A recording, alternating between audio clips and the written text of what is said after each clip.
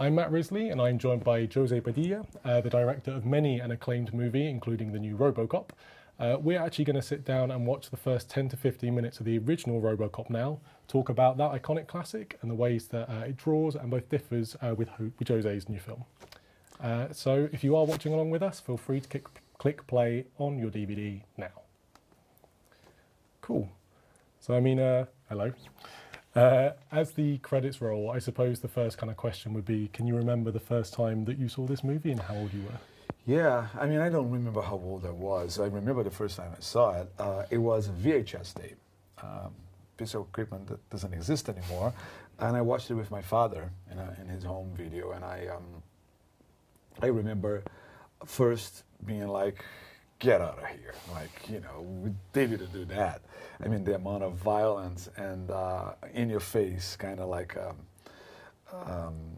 sarcastic scenes was just unbelievable.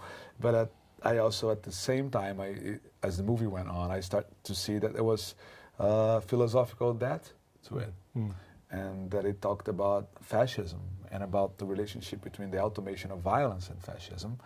And then I was hooked. We had just seen an ad. It starts on a television show, and so does ours.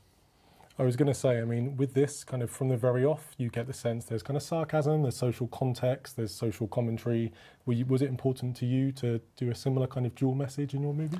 Yeah, I mean, you know, the original core concept of RoboCop is political, and the tone is sarcastic, and those are two things I like, to make political commentary and sarcasm, and they go well together, especially in England. And you know, so they open with a television show, we open with ours, and we're trying to make fun of the crazy American right-wing television commentators, and not to name names, but I guess you guys know it's Fox, right? And they make fun of Fox News, and Samuel Jackson is trying to make a joke about it. And it's kind of hard to make a joke about Fox News because the thing is a joke on itself. And how do you make a joke on top of a joke, right? That was the challenge. I was going to say kind of the Samuel L. Jackson bits kind of bookend the movie, and they're really great and they're very funny. Was the kind of the whole media manipulation which comes through in that, was that something important you wanted to bring through? Yeah, I mean, I think it was Bob Dylan who said that, you know, the only place you're not going to find the truth is in a corporation that does media, because they have too much at stake. They can't say things as they are. And it's pretty much true, you know. And there was manipulation, because our movie is in the future, and America has decided to use drones for war. And American robots have been killing people in foreign countries. You see that on the opening scene. But at the same time, they don't allow robots to kill Americans at home. And so it's all about changing that law to be able to sell robots for law enforcement in America. So it's about political influence. It's about having the media say what your corporation needs it to say, so you can get your economical agenda in place. So it sounds kind of familiar, doesn't it? Yeah. With I mean, now it's kind of moving through into the police station, and kind of we're being introduced to kind of the cops and the level of corruption, I suppose, in the city. Yeah. It's kind of your movie. It's saying all this stuff about kind of foreign policy and drones and that kind of thing. Comes Alex. Yeah, Alex, brilliant. With Alex, with that character, did you want to keep him inherently the same kind of character, or were you tempted to? No, we did a different thing with Alex. I mean, I didn't try to redo the original RoboCop because it's just not doable. I mean, and also it's a great movie the way it is. Why do it again? I mean, I kind of tried to use the core concept of embodied in the character, which is you know, the automation of violence can open a door to fascism, and do my own thing with it. And one of the things that we did different with Alex is that his family is very present in the movie. Is David and Clara Murphy, and also when he becomes a robot in our film, he's fully aware and conscious. So he wakes up and the scientist comes to him and says, you don't have a body anymore, dude, you're a robot. And he has to deal with that. It's an existential crisis, so to speak, because he's not going to make love to his wife again, and he's not going to be able to have a regular relationship with his son. And we played that drama out in our film.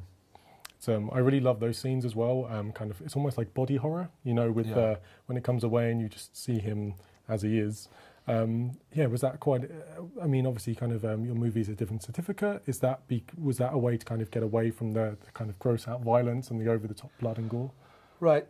I didn't want to make a movie about the aesthetics of violence and because it was already done. It would just be a repetition. You just couldn't do it again. But I do feel those scenes are graphically very violent. But they are violent not because the brain is exploding or an arm is being cut off. They are violent because they're existentially violent. It's almost like a soldier coming back from war with missing limbs, and he has to confront his family again.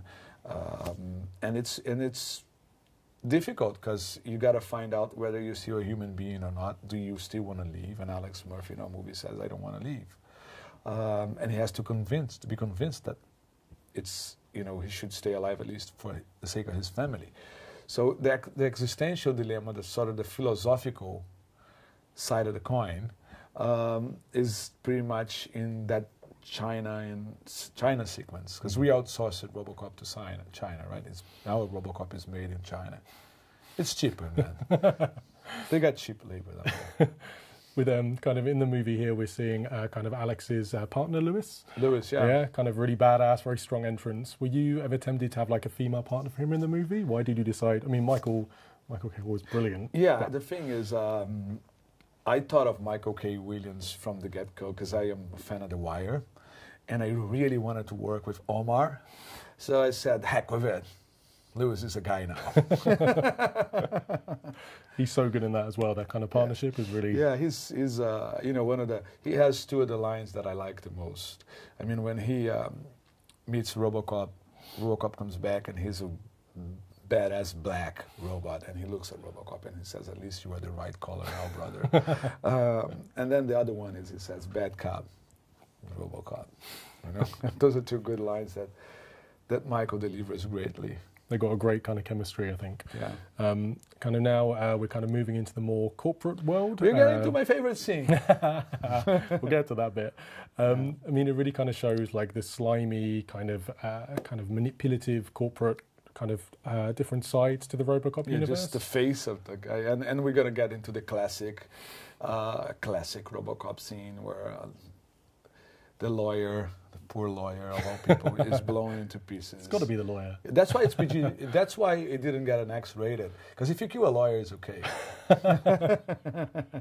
With in your movie, you have kind of Michael Keaton kind of heading up that kind of that side of it. Why did you decide on him? He's brilliant in it. It's very kind of charismatically evil. Yeah, we tried to create a character, Raymond Sellers, that was inspired and sort of like in the tech guys of today, the CEOs, who are they are saying we are making good products, we are creating value. There is a reason for this iPad.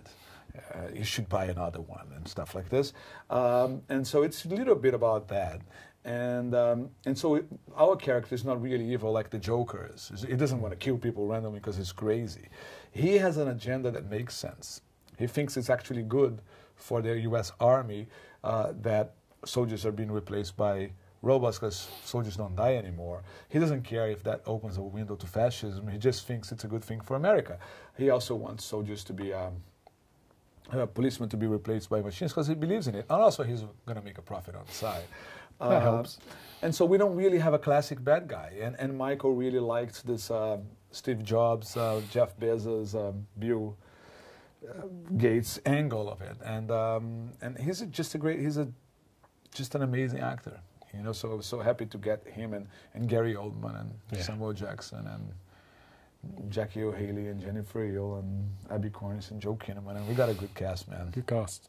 With I mean, here we kind of see them. They're starting to talk about kind of bringing in kind of robots and using them as law enforcement.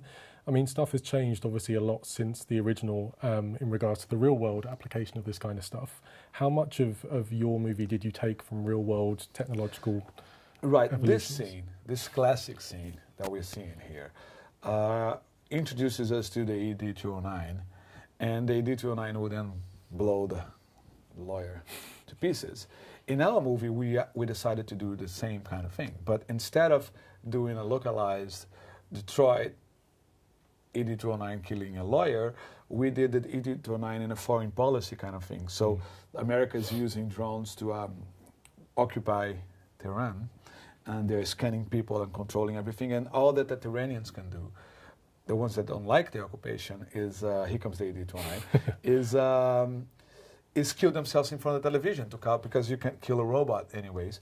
And so we have the ED-209 blow a Iranian kid to pieces instead of a lawyer. And then we cut to our Fox presentation, and he doesn't care about it. He says, "Are you all right, Kelly?" He forgets about the kid altogether. Right? So it's a parallel we made with this scene. With this introduction here as well, I mean, the stop motion, it's so good. Were you ever tempted to use that, or was it kind of always going to be CGI? Was it practical? It was going to be CGI for the 209s. I mean, you can't, stop motion. We have so many different techniques now, and we wanted to make it feel real, because what was fictional then, it's becoming reality. We will soon be debating whether England or Brazil or the US will allow robots for law enforcement, because they will be there, available. And we will be discussing the use of robots and drones. We're already debating the use of drones in war. And it's a major issue. If you think about Vietnam, why did Americans pull out of Vietnam? Because soldiers were dying. If you take away the soldiers and you replace them by robots, what happens? I mean, it's not a joke. It's serious. I predict that the UN will be hosting debates. It already is, but more and more hosting debates about what's going to be legal or illegal in war. I mean, so Verhoeven saw something ahead of his time, and it's now closer to us. That's why we opened the movie to a foreign country like Tehran or to China. Makes it more real and immediate, Yeah. I mean, there we go. Wait a second. We got to watch that. We can't miss that. Were you ever tempted to use the 20 seconds to comply kind of line? No. It's so good, this bit. Oh, man. This is the... How many times do you reckon you saw kind of the original whilst And that's prepping? the first violent scene. Yeah. Yeah. Boom. It's quite an impact. Yeah. That's when I start being hooked. You see, that's still over the top. But it's so over the top, It's it's on purpose, And you may miss the, you can't because it's so smart, but you get it, and that's what makes this movie so unique, because you got a smart premise, political film, inside a totally sarcastic, over the top action film, which is really great, makes it unique. That's why it's iconic, I think. I suppose kind of the final question with this scene, obviously, kind of the ED, kind of it says you have 20 seconds to comply. Yeah.